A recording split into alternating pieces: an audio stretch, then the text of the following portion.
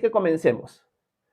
Muy buenas tardes a todos, bienvenidos, bienvenidas, mi nombre es Horacio Urteaga y esta tarde quiero compartir con ustedes la primera parte del capítulo 8 de la carta a los romanos. Como ustedes saben, estamos llevando un estudio capítulo tras capítulo, versículo tras versículo de la carta a los romanos. Por lo tanto, habiendo llegado al capítulo 8, tenemos que entrar en el contexto. Entremos al contexto entonces. La carta a los romanos es una carta escrita por el apóstol Pablo a una iglesia que él no conoce, la iglesia en Roma. Pablo, a través de esta carta, quiere establecer un contacto fuerte, íntimo con esta iglesia, porque quiere que sea su base misionera para su llamado apostólico hacia España. Pablo quiere seguir predicando e ir hacia Europa, específicamente España, y continuar su llamado apostólico. Pablo no solamente quiere esto con esta carta, sino que el motivo principal es predicarles el Evangelio, las buenas noticias de salvación, de una manera muy profunda a los cristianos en Roma, cristianos que él nos conoce. Así que quiere dejar claro cada una de las partes de la buena noticia de salvación que él predica en el mundo gentil, en el mundo no judío. Por lo tanto, lo que hace Pablo es, en los primeros 4 capítulos, hablar acerca de la justicia de Dios. ¿Qué es la justicia de Dios? ¿Por qué deberíamos nosotros recibir la justicia de Dios? ¿Y cómo podemos obtenerla? Esto lo hemos visto en los primeros 4 capítulos. Capítulos 5 al 8 son la segunda sección importante de la carta, donde Pablo ya se va a enfocar más en lo personal, en lo relacional y en lo participativo de nuestra fe. Por lo tanto, el capítulo 5, que es el comienzo de esta nueva sección, comienza diciendo que ahora, habiendo sido justificados por la fe, tenemos paz para con Dios por medio de nuestro Señor Jesucristo. Por lo tanto, ahora nos podemos gloriar en Dios. Y Pablo va a tratar de, en esta sección, capítulo 5, capítulo 6, capítulo 7 y capítulo 8, mostrarnos lo que nosotros tenemos en Cristo y también solucionar distintas dudas que pueden surgir. Pablo se va a enfocar en que hemos heredado la muerte de Adán, pero la gracia, la verdad, la justicia y la vida eterna en la persona de Cristo. Y hace una comparación entre Adán y Cristo. En el capítulo 6, una de las cosas que Pablo hace es responder ciertas preguntas. Por ejemplo, el hecho de que Pablo diga que cuando abundó el pecado, sobreabundó la gracia, ¿significa que podemos pecar todo lo que queramos? Y la respuesta es no. Y Pablo la va a argumentar. Alguno podría decir, pero Pablo, si tú dices que ya no estamos bajo la ley de Moisés, sino bajo la gracia, ¿significa que también podemos pecar todo lo que queramos? Y Pablo dice, de ninguna manera, están locos, no. Y lo va a argumentar también. Pablo va a contar lo que significa que hemos muerto a la ley. Por lo tanto, va a utilizar una figura de una persona que muere físicamente y por lo tanto ya no está sujeta a la ley. Y eso es algo que hemos ido viendo en el capítulo 5, 6 y 7. Lo que vimos en la clase anterior, capítulo 7, la parte final, es que Pablo suelta un drama o el drama del ser humano. ¿Cuál es este drama? El drama que suelta Pablo es el drama del ser humano que ve la ley de Dios, se deleita en ella en su mente, pero nunca puede llevarla a la práctica. O sea, le encanta la ley de Dios, le encantan las cosas de Dios, sabe que son buenas, pero del pensamiento a la práctica queda imposibilitado. ¿Por qué? Porque se da cuenta que en sus miembros hay como una ley que le evita cumplir la ley de Dios. Por lo tanto, aunque quiera hacer lo bueno, termina haciendo lo malo. Y termina diciendo el ser humano, miserable de mí, ¿quién me librará de este cuerpo de muerte? Pero Pablo responde y dice, gracias sean dadas a nuestro Señor Jesucristo. Por lo tanto, lo que vamos a ver hoy en el capítulo 8 es ver la parte positiva de alguien que sí ha puesto su fe en Cristo. Cuando alguien no pone su fe en Cristo, cuando alguien aún no conoce al Señor, no está en Cristo, como lo vamos a ver hoy, está en un problema, está en una situación desesperante. No puede cumplir la ley de Dios por más que lo intenta. Se encuentra fallando, fallando, fallando, por más que quiera agradar a Dios. Pablo hoy nos va a mostrar que en cambio, para aquel que está en Cristo, todo esto es posible. Puede cumplir la ley de Dios, ya no hay condenación para él, etcétera, etcétera. Y esto lo vamos a ver esta tarde. Así que como repaso nada más, no voy a tomarme el tiempo para explicar cada versículo porque lo vimos el día de ayer. Vamos a leer la última parte del capítulo 7 de Romanos, para luego entrar de lleno a los 4 versículos del capítulo 8 que vamos a estudiar esta mañana. Bueno, esta tarde. Así que Vayamos al texto como tal, vayamos a Romanos capítulo 7, y ayer vimos desde el versículo 14 hasta el final. Así que vayamos al 14 y leamos de corrido todo lo que Pablo escribió en esta sección. Esto sería el drama, la tragedia del ser humano. Veamos, dice el versículo 14. Sabemos que la ley es espiritual, pero yo soy un simple ser carnal, que ha sido vendido como esclavo al pecado. No entiendo qué me pasa, pues no hago lo que quiero, sino lo que aborrezco. Y si hago lo que no quiero hacer, compruebo entonces que la ley es buena. De modo que no soy yo quien hace aquello, sino el pecado que habita en mí. Yo sé que en mí, esto es, en mi naturaleza humana, no habita el bien. Porque el desear el bien está en mí, pero no el hacerlo. Porque no hago el bien que quiero, sino el mal que no quiero. Y si hago lo que no quiero, ya no soy yo quien lo hace, sino el pecado que habita en mí. Entonces, aunque quiero hacer el bien, descubro esta ley, que el mal está en mí. Porque según el hombre interior, me deleito en la ley de Dios. Pero encuentro que hay otra ley en mis miembros, la cual se revela contra la ley de mi mente y me tiene cautivo a la ley del pecado que está en mis miembros. Miserable de mí, ¿quién me librará de este cuerpo de muerte? Doy gracias a Dios por medio de nuestro Señor Jesucristo. Así que yo mismo con la mente sirvo a la ley de Dios, pero con la naturaleza humana sirvo a la ley del pecado. Esta es la tragedia, este es el drama del ser humano. El ser humano que con su esfuerzo, con sus recursos, quiere agradar y quiere obedecer a Dios, se encuentra en que termina diciendo, miserable de mí. Nadie, absolutamente nadie, con su esfuerzo, a su manera, en su poder, va a poder cumplir la ley de Dios y va a poder agradar a Dios. Nadie, absolutamente nadie lo puede hacer. Esto lo hemos heredado de Adán. De Adán hemos heredado la naturaleza mortal, corruptible, y por lo tanto que busca desviarse constantemente de los caminos de Dios, que es débil, separada de Dios y propensa a la muerte y a la corrupción.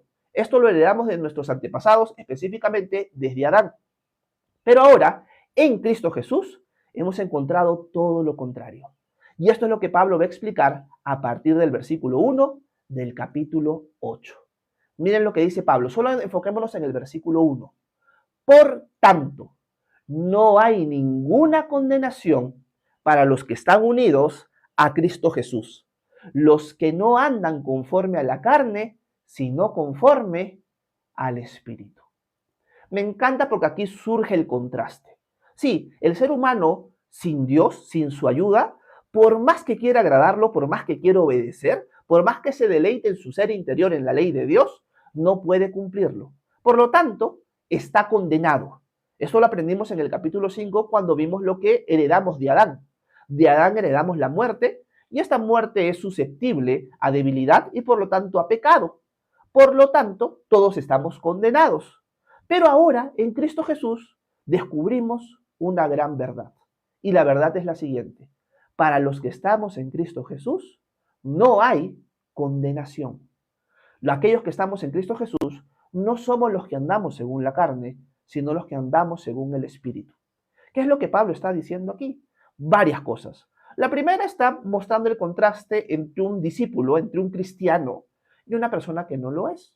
Alguien que tiene la justicia de Dios y la vida eterna y alguien que no lo es.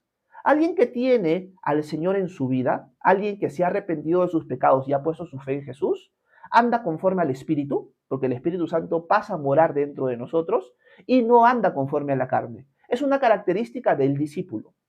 Pero ahora, la verdad fundamental que Pablo expresa aquí y la que todos deberíamos memorizar es la siguiente. Para los que estamos en Cristo Jesús, ya no hay condenación. ¿Qué significa esto? Que si tú estás en Cristo, ya no hay condenación para ti. Generalmente, aquellos que estamos en Cristo, dudamos muchas veces de si el Señor no nos quiere condenar a nosotros por nuestras fallas. O en otras palabras, por si no me dejo entender, a veces cuando le fallamos al Señor, nos empezamos a sentir condenados. Porque le hemos fallado, porque hemos pecado, Y también porque el mundo espiritual, que es contrario a nosotros, nos va a recriminar nuestras fallas. Y por lo tanto nos va a hacer sentir lo siguiente: el Señor ya no te ama, aléjate de Él, por favor, porque está molestísimo contigo. Tú estás condenado. Lo que acabas de hacer no tiene perdón. Por lo tanto, aléjate de Dios. Pero, aunque podamos sentir, aunque podamos pensar esto, tenemos que basarnos no en nuestros sentimientos, sino en la verdad de la palabra de Dios. Y lo que nos dice la palabra de Dios es lo siguiente: para los que estamos en Cristo Jesús, ya no hay condenación. Ahora, ¿cómo yo puedo estar en Cristo Jesús? ¿Qué significa esto? Para yo poder estar en Cristo Jesús, yo tengo que arrepentirme de mis pecados y depositar toda mi confianza, mi lealtad, mi voluntad a la de Cristo. O sea, ahora Él es el Señor y yo soy su súbdito. Ahora Él es el Rey y yo soy su siervo. Ahora Él es el amo y yo soy su esclavo. Eso es algo que hemos visto en los capítulos anteriores. Por lo tanto, en el momento que yo me arrepiento de mis pecados y pongo a Jesús en el lugar correcto en mi vida, como Rey, Salvador, Señor, Dios, etcétera, etcétera, en ese momento, Pablo me dice, ha sucedido algo importante. Ahora estás en Cristo y ya no hay condenación para ti. Por lo tanto, el cristiano tiene que recordar todos los días esta verdad. Si tú estás en un lugar en este momento donde sí sabes que estás en Cristo, te has arrepentido y has puesto tu fe en Él, tienes que recordar de que por más que le hayas fallado al Señor el día de hoy o ayer o en estos días, no hay condenación para ti. ¿Por qué no hay condenación para nosotros? Porque Jesús pagó por nosotros. Y esto Pablo lo va a explicar en los siguientes versículos. Pero esto es importante meditarlo esta mañana, porque generalmente, o en esta tarde, perdón, porque generalmente nos sentimos condenados, alejados de Dios, despreciados por Él, miren esto, cuando le fallamos. Y Pablo nos dice, es todo lo contrario. Por tu propio esfuerzo, por tu propio desempeño, por tus propios méritos, no vas a poder encontrar aceptación delante del Señor, porque siempre le vas a fallar. Pero en Cristo sí encuentras aceptación, encuentras los méritos correctos y por lo tanto ya no hay condenación para los que estamos en Cristo Jesús. Punto final al respecto. Así que recuerda esto esta tarde. No solamente esto, podría agregar también de que hay personas que piensan que antes de Cristo estaban condenados, pero ahora en Cristo están menos condenados que antes. O sea, de todas maneras tienen que seguir construyendo su salvación en el pasar del tiempo. Jesús no basta. Por lo tanto, como Jesús no basta, yo estoy menos condenado que antes porque he creído en Cristo y tengo que seguir trabajando en mi salvación porque si no, no voy a poder salvarme. La respuesta es falsa. Esta idea es equivocada, porque Pablo está dejándolo bien claro aquí. Si tú estás en Cristo, no es que tienes menos condenación, es que ya no hay condenación para ti, porque Jesús hizo todo el trabajo. Ahora, también podríamos agregar lo siguiente, ver la otra cara de la moneda.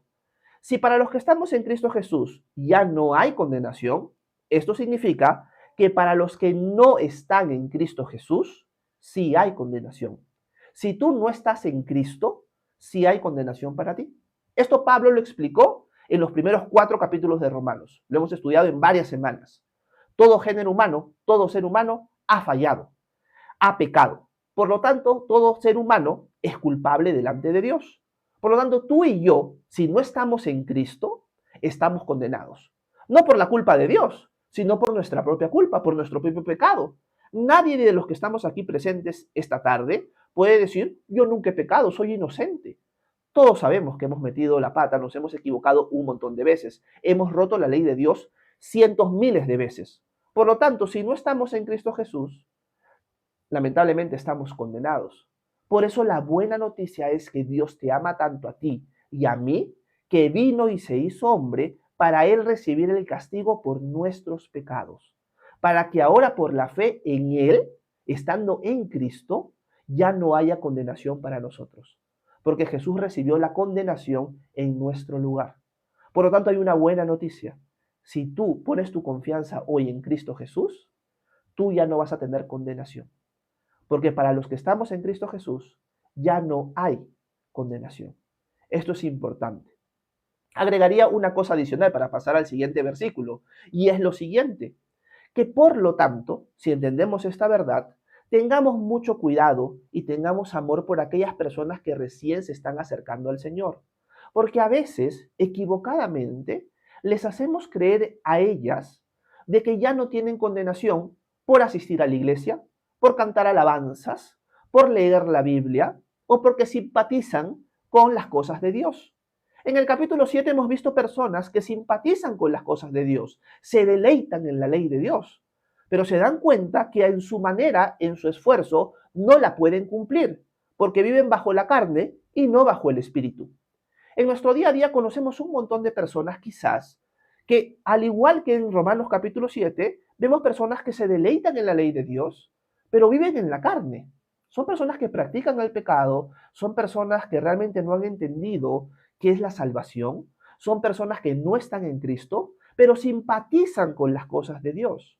¿Les podríamos decir a esas personas que para ellos ya no hay condenación? La respuesta es no. Tenemos que tener cuidado con eso. A veces vemos personas que empiezan a venir a la iglesia, empiezan a acercarse a los pies de Cristo, pero aún todavía no entienden que están condenados. Por lo tanto, no pueden aceptar el regalo si no piensan que lo necesitan. Por lo tanto, seamos prontos para animar a la gente a venir a los pies de Cristo, a arrepentirse de sus pecados, porque cuando vengan a sus pies, porque han entendido que necesitan al Salvador, van a poder recibir perdón de pecados y vida eterna. Porque para los que estamos en Cristo Jesús, ya no hay condenación.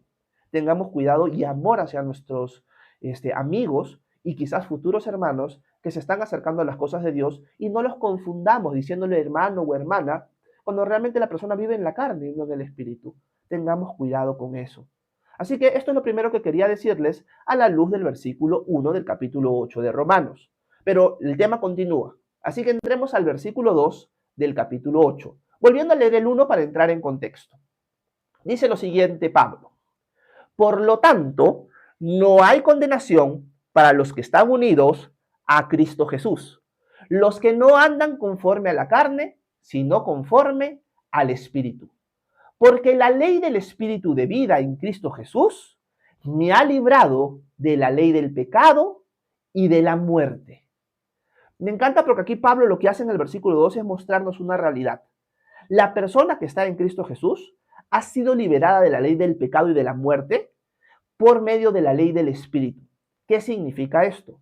A la luz de Romanos capítulo 7, vimos que el ser humano sin Cristo, sin el poder de Dios, se encuentra queriendo obedecer a Dios, pero su cuerpo, su ser, lo impulsa en otra dirección. Yo quiero agradar a Dios y me voy en otra dirección. Y termino diciendo, miserable de mí, ¿quién me librará de este cuerpo de muerte? Mi cuerpo está sometido a la ley del pecado y de la muerte. Es propenso a seguir el mal, no el bien. Se deja guiar por las pasiones.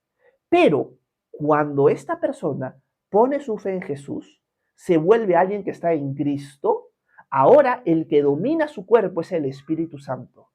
Por lo tanto, ya no está bajo la ley de sus miembros, sino ahora está bajo la ley del Espíritu. Ya no está influenciado por su ser, sino por el Espíritu de Dios. Por lo tanto, ahora el cristiano ya no solamente no es culpable por la obra de Cristo, sino ahora también tiene el poder para obedecer a Cristo. Así que en Cristo Jesús ya no hay condenación, pero no solamente eso, sino que ahora tengo el poder de poder obedecerlo, porque ahora estoy guiado y tengo dentro de mí a su Espíritu. Esto nos querría decir algo importante. En verdad, un discípulo de Cristo, si viviera guiado por el Espíritu 24/7, ya no tendría la capacidad de pecar, porque el Espíritu Santo dominaría su vida de arriba abajo. ¿Cuál es el problema? Que muchas veces nosotros buscamos ser guiados más por la carne que por el Espíritu. Por lo tanto, alimentamos más la carne que el Espíritu. Alguien podría decir, Horacio, ¿qué te refieres con la carne? Me refiero a las pasiones naturales de nosotros.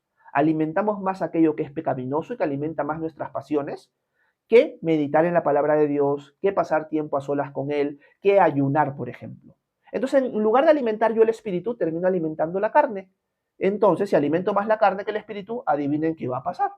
Voy a caminar como si fuera un no cristiano, como si fuera un inconverso, como si fuera alguien que no ha nacido de nuevo, como alguien que no tiene vida. Porque esto lo vimos la semana pasada y en los días anteriores, que nosotros, aunque hemos sido rescatados en Cristo, estamos en el ya, pero en el todavía no. ¿Qué significa esto? Que aunque ahora tengo el Espíritu de Dios, todavía sigo en este cuerpo mortal, en este cuerpo que tiene pasiones y que generalmente se inclina hacia lo malo y no lo bueno. Por lo tanto, voy a vivir siempre en un conflicto hasta que el Señor venga por nosotros. Entonces, entendiendo esto, ya puedo decir, no tengo que vivir esclavizado del pecado. Ya puedo, porque Dios me ha dado la capacidad en Cristo de poder vivir caminando como a Él le agrada. Voy a seguir su curso, voy a buscar su dirección y voy a seguir avanzando en sus caminos porque voy a buscar ser guiado por el Espíritu de Dios. Así debería vivir un discípulo. Y cada vez que tropiece, porque alimenté más la carne que el Espíritu, me voy a levantar y voy a volver a sus pies. Porque ya entiendo que no hay condenación para mí. Pero como yo quiero agradarlo, voy a caminar en el Espíritu y no en la carne. Esto es lo que el versículo 2 me dice. Hemos sido liberados, es como si las cadenas se hubieran roto de la ley del pecado y de la muerte que antes me dominaba. Ya no tiene ese dominio sobre mí, mi ser. Por lo tanto, ahora voy a buscar ser guiado por el Espíritu de Dios todos los días de mi vida. Esa es la vida cristiana. Ese es el caminar en el Espíritu. Así que Pablo nos muestra, ya no hay esclavitud del pecado. Ahora puedes vivir libre en Cristo Jesús por medio de su poder y su guía. Eso es lo que el versículo 2 nos muestra. Pero para terminar, leamos los versículos 3 y 4, donde Pablo agrega lo siguiente. Dice, porque Dios ha hecho lo que para la ley era imposible hacer, debido a que era débil por su naturaleza pecaminosa. Por causa del pecado, envió a su Hijo en una condición semejante a la del hombre pecador, y de esa manera condenó al pecado en la carne, para que la justicia de la ley se cumpliera en nosotros, que no seguimos los pasos de nuestra carne, sino los del Espíritu. Bueno, aquí Pablo agrega algo importante. Pablo lo primero que dice es lo siguiente, porque la ley de Dios era débil en el sentido que no tenía el poder para transformarnos y hacernos cumplirla. O sea, yo veía la ley de Dios, pero me daba cuenta que por más que quería cumplirla, no podía. La quebraba constantemente. Soy un ser carnal. Pero cuando viene Cristo, con su muerte y con su resurrección, Él me da ahora la capacidad, por medio de su Espíritu, de yo poder guardar sus ordenanzas, sus mandamientos. Esto es importante. Y aquí aclaro lo siguiente. Con esto Pablo no está diciendo que la ley no sea poderosa, ni que sea santa, ni que no sea santa, justa y perfecta. Sí lo es. Pero pongamos esta figura. El sol puede ser muy poderoso, muy lleno de energía, muy imponente, pero por más imponente que el sol sea, no va a poder darle luz a una persona que es ciega. Si yo soy ciego, por más fuerte que sea el sol, no me va a dar la vista. Es algo similar con la ley. La ley es santa, justa y perfecta, pero la ley carecía del poder de darme vista. En cambio, con la venida de Cristo, con su muerte y con su resurrección, ahora se me ha dado la vista. Y por lo tanto ahora puedo obedecer los mandamientos y ordenanzas de mi Dios en este nuevo pacto en el cual estoy por medio de la fe en Él. Esto es algo que los profetas ya habían hablado en el Antiguo Testamento. Por ejemplo, el profeta Ezequiel, en Ezequiel 36, nos habla del nuevo pacto y nos dice lo que iba a ocurrir en el nuevo pacto con respecto al Espíritu de Dios. Miren lo que el texto nos dice. Dios está hablando aquí. Les dice, les daré un corazón nuevo y pondré en ustedes un espíritu nuevo. Les quitaré el corazón de piedra que ahora tienen y les daré un corazón sensible. Pondré en ustedes mi espíritu y haré que cumplan mis estatutos y que obedezcan y pongan en práctica mis preceptos. Por lo tanto, ahora en Cristo Jesús he recibido la vista en la figura que estoy usando. Por lo tanto, ahora no es que la ley me da el poder de obedecerlo, sino que el Señor, por el poder de su resurrección, me ha dado su espíritu y el poder para vivir de una manera justa. Es igual, si yo tengo una planta y pongo un cartel adelante de ella, tienes que dar fruto, el cartel en sí mismo no le va a hacer a la planta dar fruto. En cambio, si esta planta está alimentada y está regada, va a dar fruto. Jesús diría lo siguiente: si tú estás unido a mí, diría Jesús, yo voy a hacer que tú des fruto, porque separados de mí no pueden ustedes hacer nada, en Juan 15:5. Así que ahora en Cristo Jesús, sí, la ley antes no podía darnos vida, ni darnos el poder para cumplirla, pero ahora en Cristo Jesús sí tenemos ese poder. Así que la ley en ese sentido era débil. Pero ahora alguien podría levantar la siguiente pregunta: Horacio, ¿y de qué manera o por qué nosotros ya no tenemos condenación en Cristo Jesús? Y Pablo responde esta pregunta. La responde de esta manera: porque Dios envió a su Hijo en semejanza de hombre, con la naturaleza humana, solo que sin pecado, para que en él, en la naturaleza humana o en la persona de Jesús, vamos a ponerlo mejor así, poder condenar al pecado en la carne. O sea, en otras palabras, nosotros ya no recibimos condenación porque el que ha sido condenado por nosotros es Jesús. Por lo tanto, el cristiano puede decir el día de hoy, de una manera confiada: ya no hay condenación porque ahora estoy en Cristo Jesús. Yo ya no soy condenado porque mi Señor fue condenado en mi lugar porque me ama. Por lo tanto, ahora que ya tengo el poder, voy a buscar caminar siempre en el Espíritu y no caminar en la carne. Voy a alimentar más las cosas del Espíritu que las cosas de la carne. Por lo que el Señor ha hecho en mí y por lo que el Señor me ha dado a mí en el sentido del poder de poder obedecerlo ahora si camino junto a Él. Esa es la lección que quería compartir con ustedes y por lo tanto animarte a ti, si no has creído en Cristo, a poner tu confianza en Él. Por fin vas a estar en un lugar donde vas a decir: ya no estoy condenado. No importa lo malo que he hecho antes, ni quizás las fallas que tendré en el presente o en el futuro. Ahora en Cristo Jesús ya no voy a tener condenación. Si tú eres alguien que ya has creído en Cristo, estás en Él, te animo, recuerda esta verdad. No te dejes engañar por las distintas fallas que puedas cometer o por las cosas que pone el mundo o el enemigo. En Cristo Jesús no hay condenación. Levántate y sigue caminando con Él. Y por último, si tú eres alguien que estás empezando a asistir a la iglesia, no te engañes si no estás en Cristo de que ya eres salvo, que ya no hay condenación para ti. No, tienes que dar un paso más. Tienes que estar en Cristo.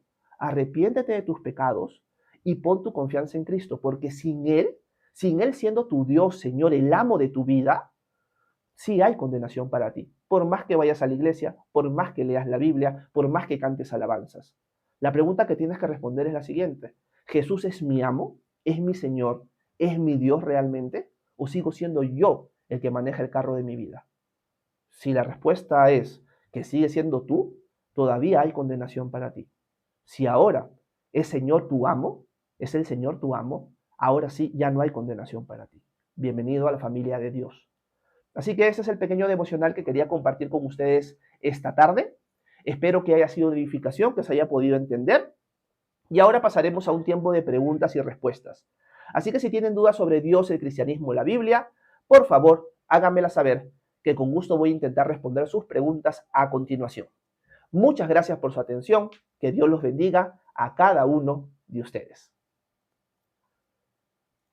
Bueno, muchísimas gracias a todos los que han estado presentes esta tarde. Déjenme paralizar un ratito la grabación de la cámara que siempre pongo. Perfecto. Y luego tomarme un tiempo para preguntas y respuestas.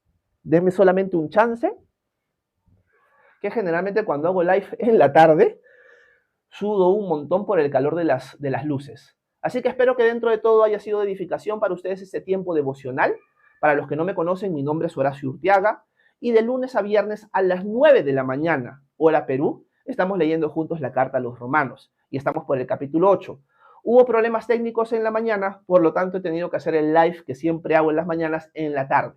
Pero esto es una excepción, en verdad, a la regla. Siempre nos reunimos 9 a.m. hora Perú, así que están cordialmente invitados cada mañana. Y si no, me pueden ver por el canal de YouTube, donde subo los devocionales en diferido, un par de horas después, como a la 1 de la tarde, hora Perú aproximadamente.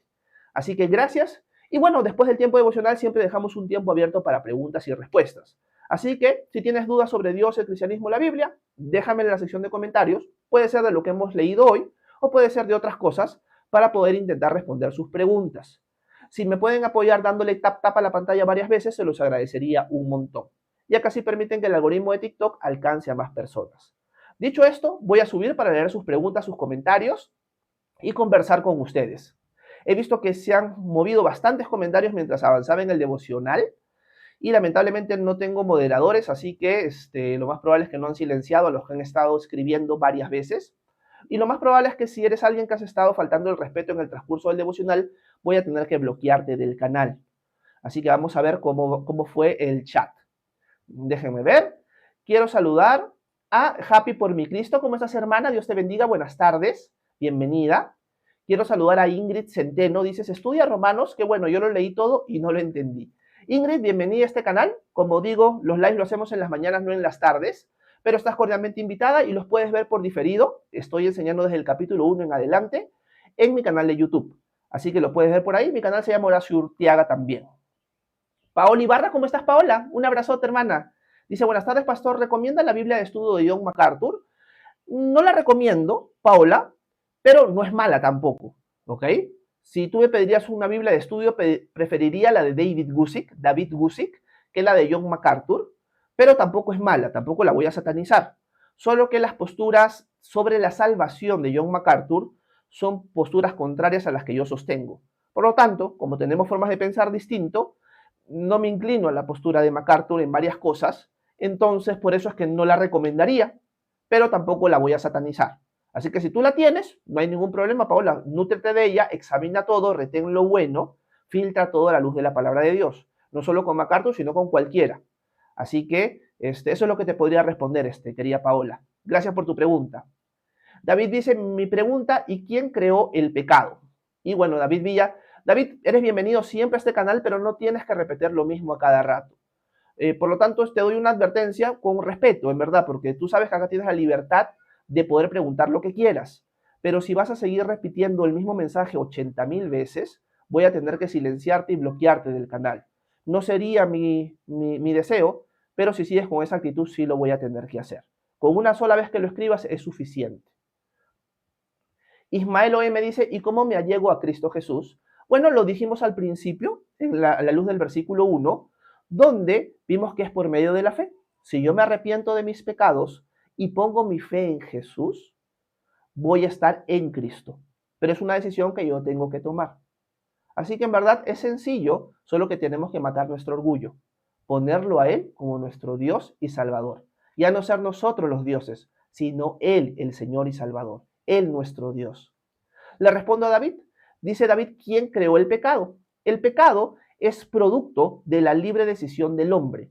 David, el pecado sería la transgresión de la ley, sería todo aquello que es contrario a la voluntad de Dios, y por lo tanto al momento de que nosotros tenemos la capacidad de irnos en otra dirección, tenemos la capacidad de pecar.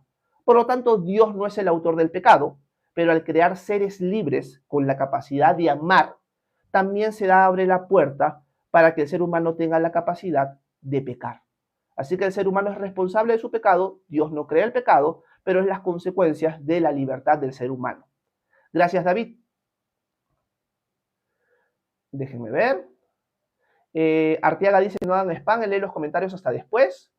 Déjenme ver, por acá Samuel Navarro dice, mentira. Jesús, bueno, en la comunidad o el grupo de personas que se conecta en la tarde no es el mismo de las mañanas, así que seguro hay un montón de personas que van a discrepar conmigo con respecto a las cosas de Dios en general. Quiero saludar a Rocío Lobato. ¿Cómo estás, Rocío? Un abrazo hasta España. Buenas noches en tu caso. Patricia Rojas dice, esclavo, qué desastre enseñar eso. Gracias, Patricia. Aunque Patricia es alguien que generalmente entra en las mañanas, si no me equivoco, déjenme ver, no estoy 100% seguro, y Patricia también es contrario a las cosas de Dios. Pero vamos a decir algo, a la luz de lo que estudiamos en Romanos capítulo 6, duela quien le duela, el discípulo reconoce que es esclavo de Cristo. Ahora, tenemos que hacer la salvedad siguiente. Cuando decimos esclavo de Cristo, no nos estamos refiriendo a la esclavitud, al estilo los secuestradores de hoy en el África o en países de mucha pobreza que secuestran personas y las tienen como esclavas. La esclavitud a la luz de la Escritura es una esclavitud voluntaria que más que todo se podría traducir como sirviente en verdad. Pero la palabra esclavo da una connotación fuerte para nosotros que es importante entenderla para poder reconocer si he creído en Cristo o no. Creo que hemos suavizado tanto el mensaje que a veces pensamos que repitiendo una oración mágica, aparentemente, ya tenemos salvación, y no es así. Gracias, Patricia. Déjenme ver. Otaner dice que es estar en Cristo. ¿Cómo estás, Otaner? Buenas tardes. Estar en Cristo es haber puesto tu confianza en Él, permaneciendo en Él. Eso es lo que significa estar en Cristo. Es una unión espiritual mística con Él, que sucede por medio de la fe. Así de sencillo es. KKKK dice lo siguiente, pero Dios y Cristo no existen. ¿Qué condenación me hablas? Eso es manipulación que aplican muchas religiones. No, ay, que no sé cómo pronunciar tu nick constantemente. Es Never Broke iBoy, algo así. La verdad es que nosotros creemos lo que creemos, no por una manipulación religiosa, sino porque realmente la evidencia apunta, primero, a que Dios existe. ¿Ok? La creación habla del creador, por un lado. Y hay distintos argumentos que nos muestran que es más razonable creer que Dios existe a que no. Por lo tanto, yo he llegado a un punto en mi vida que para mí sería absurdo decir que Dios no existe. Tendría que sacarme el cerebro, en buenas palabras, y decir Dios no existe. O sea, es lo más tonto del mundo para mí decir que Dios no existe a la luz de la evidencia, a la luz de los argumentos para la existencia de Dios. Ahora, este Dios podría ser cualquiera. ¿Cómo yo puedo saber que es Jesús en verdad? Y que el Dios del Antiguo y Nuevo Testamento es el Dios verdadero. Eso es a la luz de la resurrección, sobre todo. Por lo tanto, hay varias evidencias que nos mueven a comprender y a concluir de que el Dios de la Biblia es el Dios verdadero, pero yo creo que la evidencia que está por encima de las demás, la que sobrepasa todas, es la resurrección de Jesús. Si tú concluyes que Jesús resucitó y en efecto la evidencia nos muestra que en verdad resucitó, por lo tanto, todo lo que está en el Nuevo y en el Antiguo Testamento es verdad. Así que no es una manipulación religiosa. Lo que estoy hablando o lo que habló Pablo en Romanos va acorde a la realidad, es la verdad. Y eso es lo que te podría decir rápidamente con respecto a tu comentario. Por ejemplo, dices, crean en el amor, pero el amor puede ser un sentimiento, puede ser una decisión. Es irrelevante creer o no en el amor. Es más, si Dios no existe, creer o no en el amor es irrelevante. Es más, yo podría cometer cualquier crimen y sería irrelevante también, porque Dios no existe. Con esto no estoy diciendo que alguien, para ser moral, tiene que creer en Dios, por si acaso.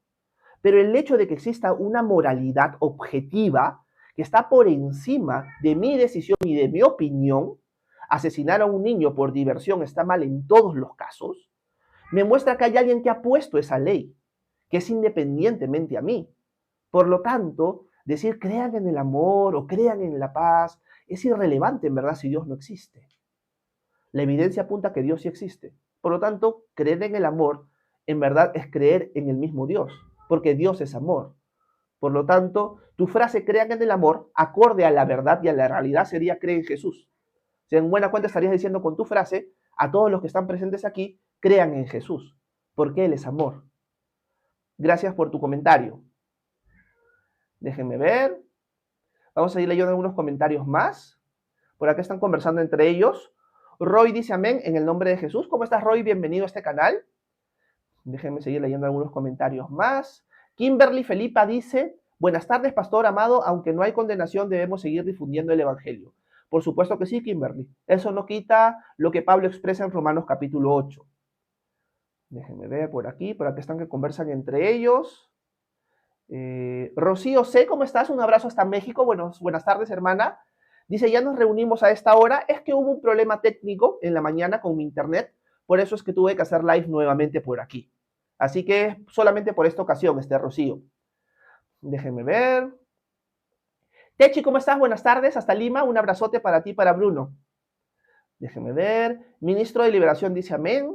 Magdalena, ¿cómo estás, Magdalena? Un abrazote. Magdalena, si no me equivoco, me dijiste que eras mexicana, pero que estabas en Estados Unidos, si no me equivoco. Así que corrígeme, por favor, si me equivoco. El mismo Nick, la misma persona que estaba diciendo crean en el amor, dice, hey, bro, ¿cuántos niños en África salvaste con las oraciones? Bueno, realmente yo no lo sé. Primero porque yo no sé si Dios ha contestado oraciones hacia algunas personas como los niños en África que yo haya podido hacer. Así que, por un lado, denme un momento que mi hija está que hace bulla por aquí. Ya está, ¿ok? Denme un segundo.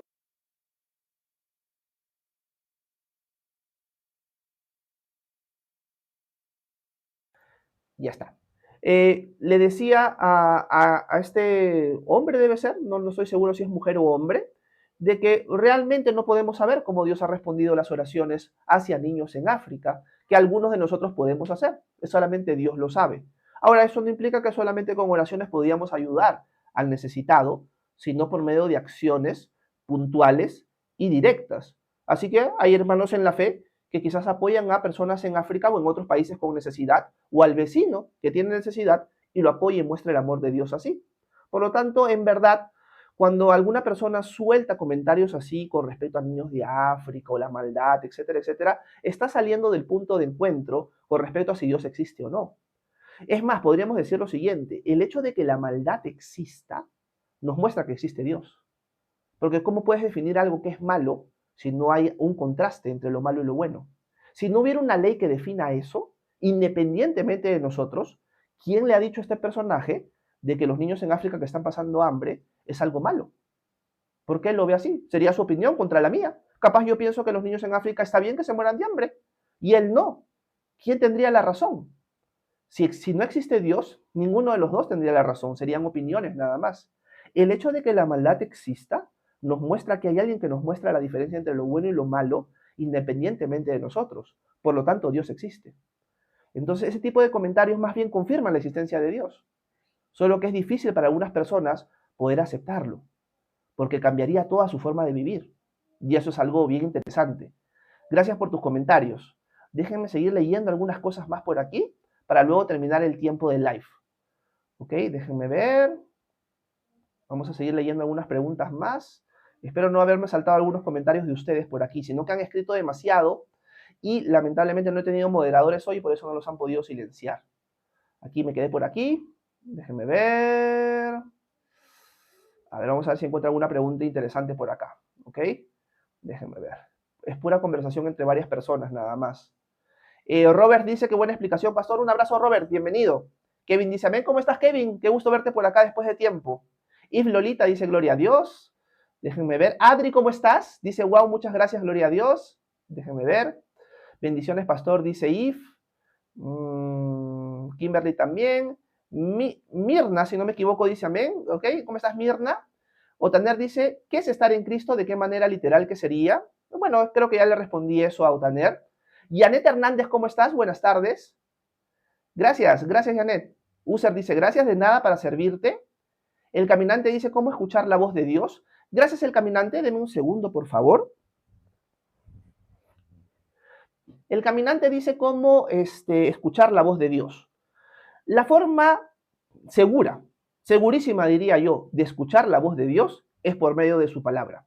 Dios ha decidido que el ser humano puede encontrarse con Él por medio de la oración por un lado y por medio de su revelación escrita.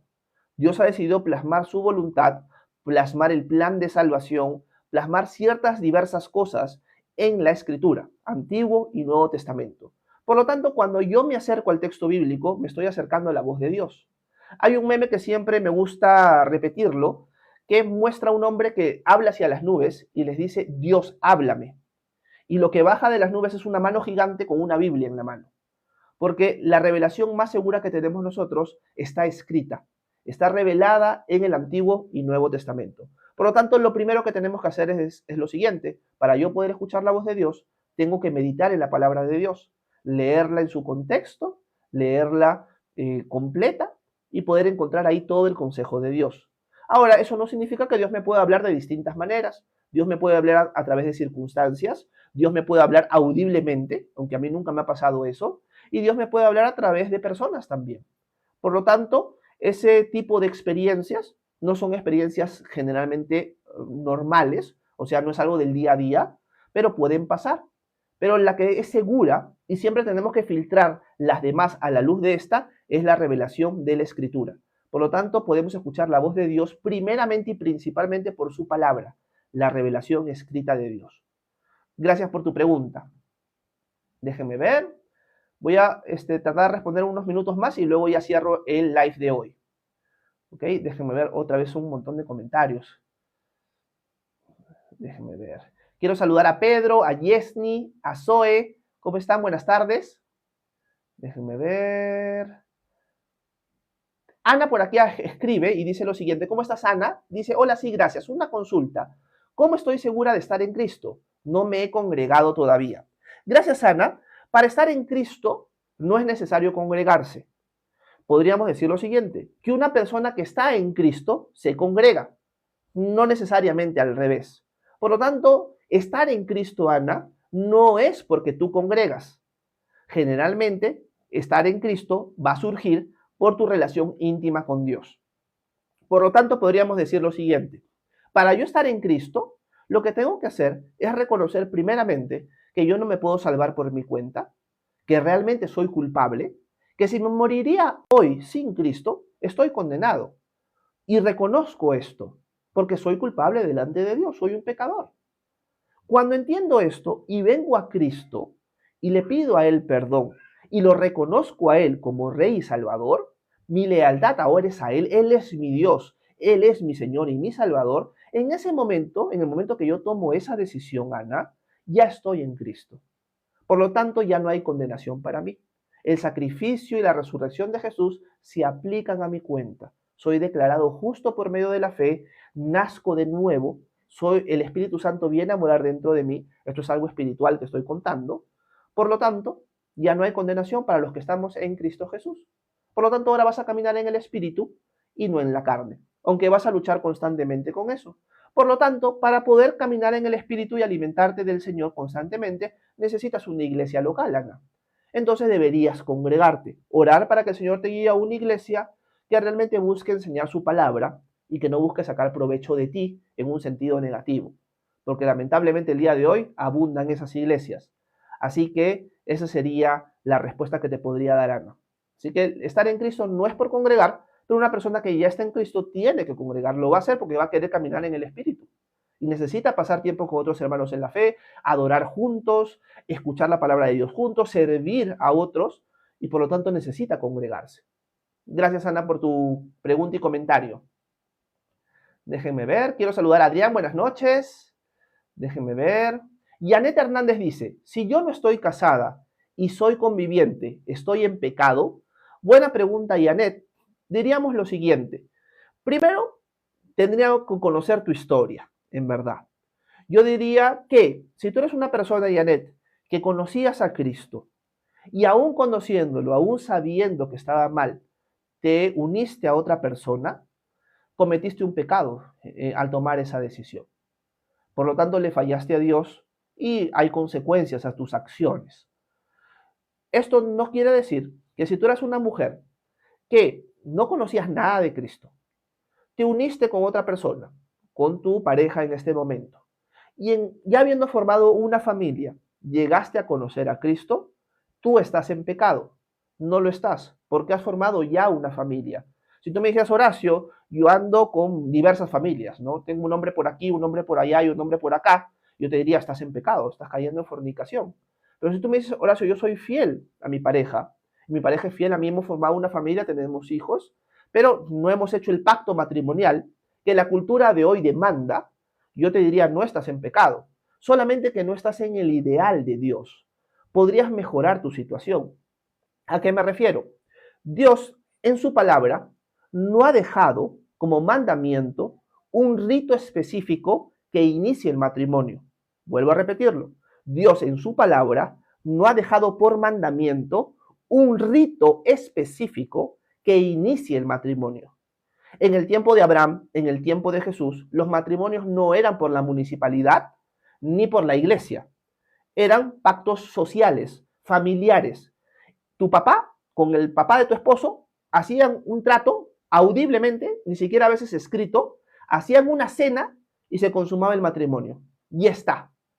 Y Dios no estaba en contra de eso. Por lo tanto, lo que Dios ha legislado es lo que sucede dentro del vínculo familiar. La fidelidad, el respeto, la crianza de hijos, el amor, etcétera, etcétera. No el rito que inicia el matrimonio.